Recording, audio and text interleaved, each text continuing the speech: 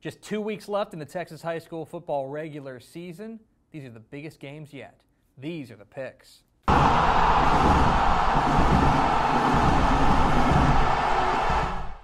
Welcome into the picks, your guide to Texas high school football weekend.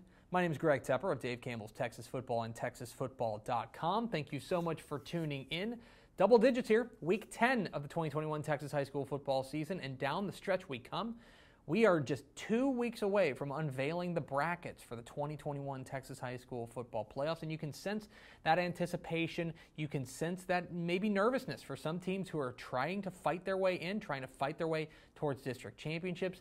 A ton on the line in week 10 and in week 11, but first things first, we got huge games this week. We start in Iowa Colony. 7 o'clock Friday night at Freedom Field in Iowa Colony. It's the District 11 5A Division I showdown between the Katy Panthers and the Manville Mavericks. What are the keys to this matchup?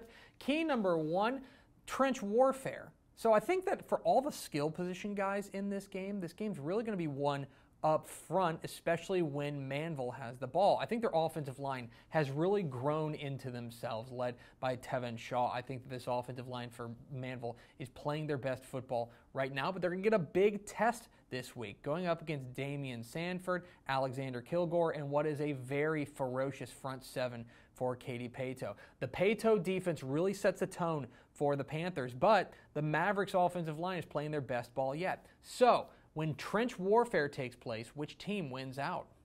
Key number two, Manville's balance. So the offense for this Mavericks team is, I think, really remarkable in that they can beat you in a lot of different ways. DeMonte Seymour is the star running back for this Mavericks team, and he is going to tote the mail, a guy that Pato is going to have to keep an eye on every single play. But I also think that junior quarterback Caden Smith has stepped up in a big way, really grown into the role. I think that he is playing some of his best football right now, and what you saw last week in their big win, I think, is indicative of what you can expect this week. This is an offense that is really humming, and they really feed off of each other, right? You know, the play-action game is really important to what Manville wants to do, get a couple of their receivers loose in the secondary because you take one wrong step. So, can Pato make Manville one-dimensional, or will the Mavericks exude that kind of balance that's made them so good?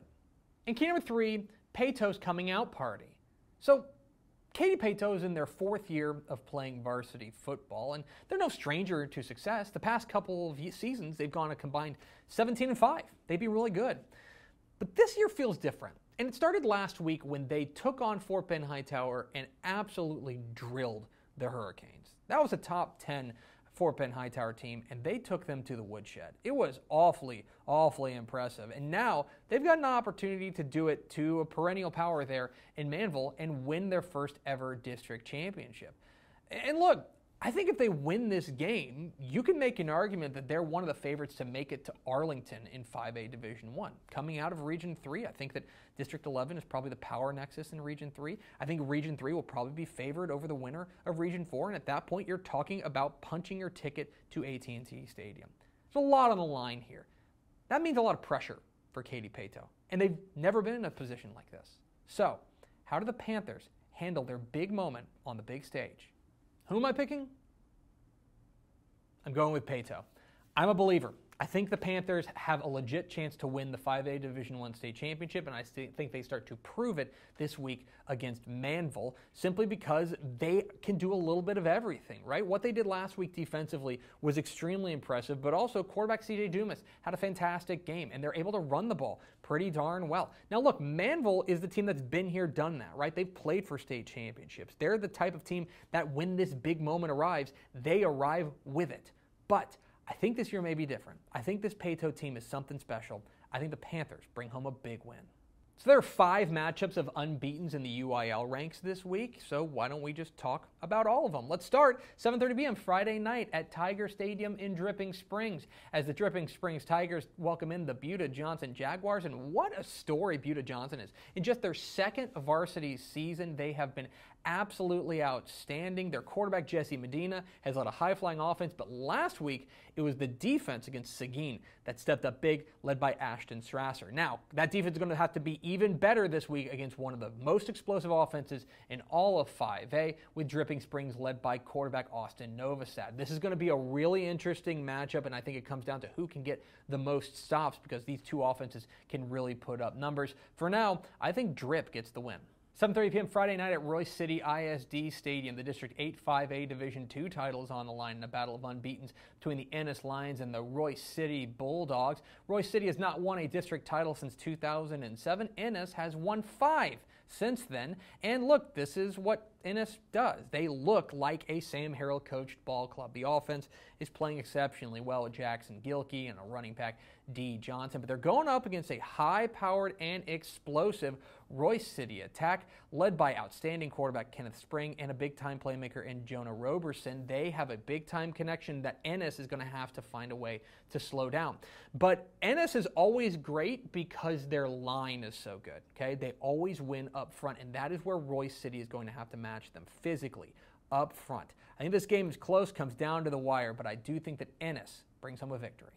2 o'clock Saturday afternoon at Tully Stadium in Houston. It's a battle of unbeatens for the District 17 6A crown as Houston Stratford takes on Jersey Village. Yeah, Houston Stratford and Jersey Village are both 8-0.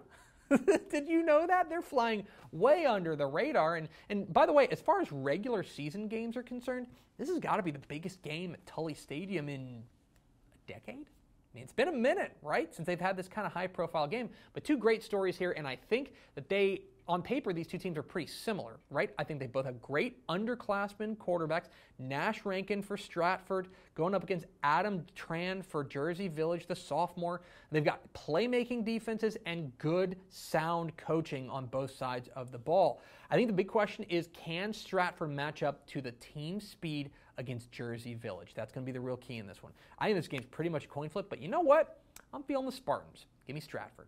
7 o'clock Friday night at Robert Nail Memorial Stadium in Albany. The District 8 2A Division II title is on the line as the unbeaten Albany Lions take on the unbeaten Santo Wildcats. What a story for Santo. 8-0 for the first time since 1994, looking for their first district title since then, and they're doing it with defense. Guys like Elijah Pennington and Sam Henderson leading this defensive charge. They are also stars on the flexbone offense that has made Santo so dangerous. You know, for Albany, Denny Faith's Lions just bobbing along, happy to fly under the radar, but they're undefeated and they have been mashing people. Quarterback Cole Chapman has really emerged as a star for this Lions team, and their defense, per usual, is outstanding, allowing just 5.1 points per game. For Santo, I think what they need to do is go on long, sustained drives, keep the ball away from Albany, and come up with some big defensive stops. I actually think this game has a chance to be pretty low scoring, but at home, Albany's awful hard to beat, especially with the district title on the line. Give me the Lions. And 7:30 p.m. Friday night at Owl Stadium in Odom. It's the District 16 3A Division II title game. As the Odom Owls welcome in the Hebronville Longhorns. Let's talk about the quietest 9-0 team in the state. That's Odom. The Owls have rang off 9 straight in their first 9 weeks of the season, looking to polish off a perfect 10-0 year, and you can see what makes them so dangerous. It is the running game, led by Marcus Martinez and Hunter Dawson. The running game is averaging 327 yards per game on the ground. Pretty impressive. They're going up against a Hebronville team that first caught our eye a couple of weeks ago when they knocked off Taft in their district opener, and since then, it's been steady as she goes in the slot T, led by Joshua Almaraz at the running back spot. He is the real straw that stirs the drink for them. They also have a bend, don't break defense. They're going to need to win the turnover battle in this one, I think, because otherwise, Odom will just grind people into dust. I think this game's going to go by really fast because these are 2 outstanding running teams, but I do think Odom finishes off a 10-0 record. Give me the Owls. But those are far from the only big games in Week 10 of the Texas high school football season. Let's get to the lightning round. I like Allen over Prosper. Huge game on the Coastal Bend this week. I like Corpus Christi Veterans Memorial over Corpus Christi Flower Bluff.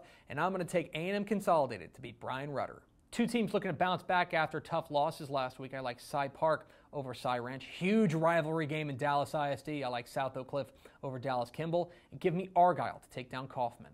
Edinburgh Vela polishes off a 10-0 season with a win over Mission. Give me El Paso Austin over El Paso Jefferson. And I like Belleville to stay perfect with a win over Lamarck. Friona over Spearman. Give me Gladewater to take down Sabine. And I like Bernie Champion over Floresville. Huge games in 3A. I like Grandview over West. Give me Hallettsville over Columbus. And I'm going with Brock over Peaster. Harlingen South stays perfect with a win over Weslaco. Give me Henrietta just barely over Callisburg. And I'm going to go with Cuero to take down Smithville. Louisville beats Flower Mound Marcus in the Battle of the Axe. Give me Midland Greenwood over Snyder. And I like Dickinson over Clear Springs. I like Midland Legacy over San Angelo Central. Mount Vernon stays perfect with a win over Pottsboro. And did I mention it's a huge week in Houston? It's a huge week in Houston.